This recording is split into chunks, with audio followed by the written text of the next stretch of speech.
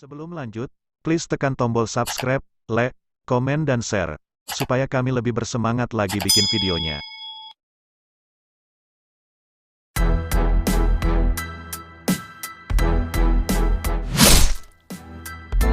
Roy Kiyoshi divonis hidup tinggal 2 tahun lagi, ini sakitnya. Kabar tidak mengenakan datang dari paranormal sekaligus artis Roy Kiyoshi. Baru-baru ini, Roy Kiyoshi membeberkan penyakit yang ia derita. Ternyata, Roy Kiyoshi mengidap pembengkakan jantung. Bahkan oleh dokter, Roy Kiyoshi divonis usianya tinggal 2 tahun lagi.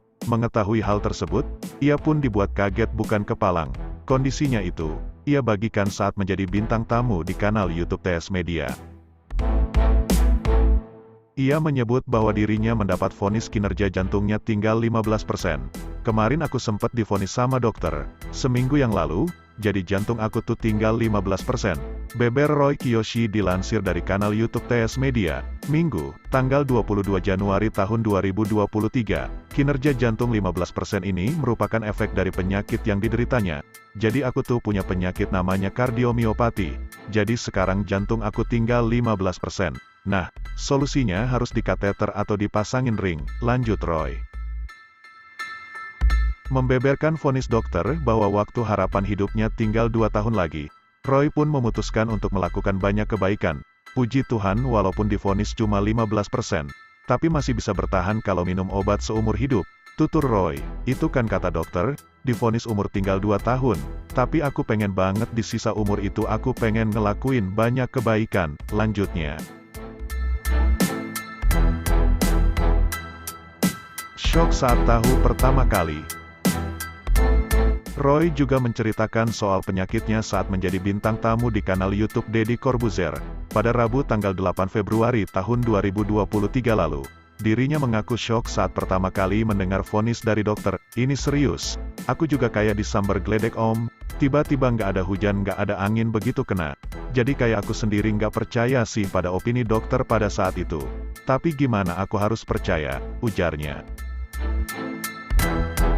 Kala itu, ia berniat periksa ke dokter lantaran alami batuk-batuk. Jadi pada Februari tahun 2022 aku kena. Awalnya aku batuk-batuk, abis ronsen.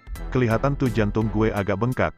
Akhirnya aku ke rumah sakit divonis ada pembengkakan jantung, ujar Roy Kiyoshi. Divonis pembengkakan jantung, gue masih belum percaya. Kata Roy, dokter pertama menyuruh Roy agar melakukan operasi. Dokter pertama bilang harus dioperasi. Dioperasi ya, dipasangi apa-apa, kalau nggak kayak Ajima Said, meninggal mendadak, sahutnya. Sedangkan, dokter kedua meminta Roy untuk meminum obat seumur hidupnya. Hal itu karena dokter memvonis fungsi jantung Roy tinggal 15%. Dokter kedua ngomong gini, kamu jantungnya itu tinggal 15% sisanya. Sisa fungsinya 15%.